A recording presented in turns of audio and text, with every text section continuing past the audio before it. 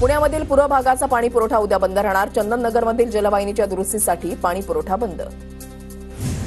पुणे शहरामध्ये जीबीएस रुग्णांची संख्या कमी होण्यास सुरुवात. पालिकेकडून आर्थिक मदत बंद करण्याचा पालिकेच्या आरोग्य विभागाचा प्रस्ताव. 1 मार्चपासून अंमलबजावणीची शक्यता. पिंपरी चिंचवडमध्ये जेई प्रतिबंधक लसीकरण मोहीम. महापालिकेच्या वैद्यकीय विभागातर्फे 1 मार्चपासून मोहीम राबवण्यात येणार. जेई हा विषाणूजन्य आजार 15 वर्षाखालील मुलांमध्ये आढळतो. राज्य सरकारकडून महापालिकांना स्थानिक संस्था कर विभाग बंद करण्याचे आदेश. पुणे पालिका हद्दीमधील व्यापाऱ्यांकडे 200 कोटी तर पिंपरी पालिका हद्दीमधील व्यापाऱ्यांकडे 2800 कोटी रुपयांच्या थकबाकीचा प्रश्न गंभीर.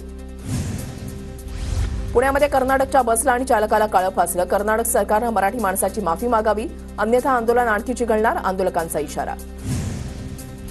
फॉरेन्सिक ट्रेडिंगमधून नफा मिळवून देतो असं म्हणत एकाची 1 कोटी 13 लाखांची फसवणूक. पिंपरी चिंचवडमध्ये उघडकीस आला प्रकार.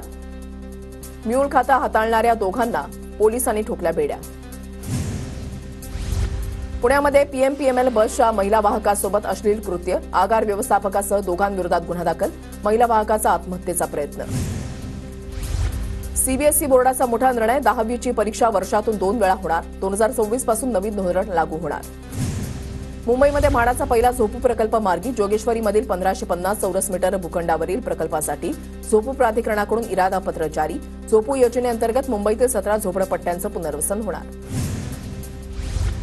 पश्चिम रेल्वेवरील वाणगाव डहाणू रोड दरम्यान शनिवारी आणि रविवारी ब्लॉक घेण्यात येणार. पश्चिम रेल्वेच्या ब्लॉकच्या वेळापत्रकामध्ये बदल. ब्लॉकमुळे रेल्वेच्या वेळापत्रकावर परिणाम होणार. महालक्ष्मी स्थानकावरील उड्डाण पूल सुरू होण्यासाठी आणखी 1.5 वर्ष वाट पाहावी लागणार. उड्डाण पूल ऑक्टोबर 2026 पर्यंत सुरू करण्यासाठी नियोजन करा. मुंबई महापालिकेचे अतिरिक्त आयुक्त अभिजित बांगर यांचे निर्देश.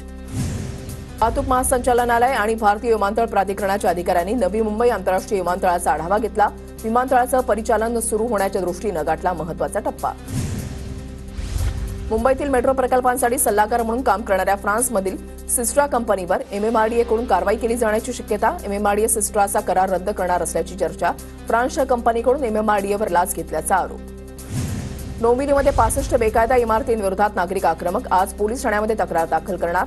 बेकायदा इमारती उभारणाऱ्यांवर कारवाई होणार. वीज दर कपात प्रस्तावावर आज ई सुनावणी होणार. राज्य विद्युत नियामक आयोगातर्फे ई सुनावणी. युनिट 80 पैशांनी स्वस्त होण्याची शक्यता. मुंबईमध्ये सलग दुसऱ्या दिवशी 38 अंश सेल्सिअस तापमानाची नोंद. मुंबईकरांना बसतोय उन्हाचा चटका. पुण्यामध्ये स्वारगेट बसस्थानकामध्ये शिवशाही बसमध्ये पीडित तरुणीवर 2 वेळा लैंगिक अत्याचार केल्याचं समोर. लैंगिक अत्याचार झाल्याचं वैद्यकीय अहवालामधून स्पष्ट. पोलिसांच्या 8 पथकांकडून आरोपी दत्तात्रय गाडेचा शोध सुरू. आरोपीपर्यंत पोहोचण्यासाठी पोलिसांकडून भावाची चौकशी सुरू. पुण्यामध्ये स्वारगेट बसस्थानकामधील बसच्या सुरक्षेसाठी पोलीस बंदोबस्त तैनात. अत्याचाराची घटना घडल्यानंतर प्रशासन ॲक्शन मोडमध्ये. कुठलाही अनुचित प्रकार घडू नये यासाठी पोलीस बसस्थानकामध्ये ठाण मांडून. पुणे शिवशाही बस अत्याचार प्रकरण. रात्री शिवशाही बस फॉरेन्सिक तपासासाठी नेली. पुरावा नष्ट होऊ नये म्हणून पोलिसांची खबरदारी.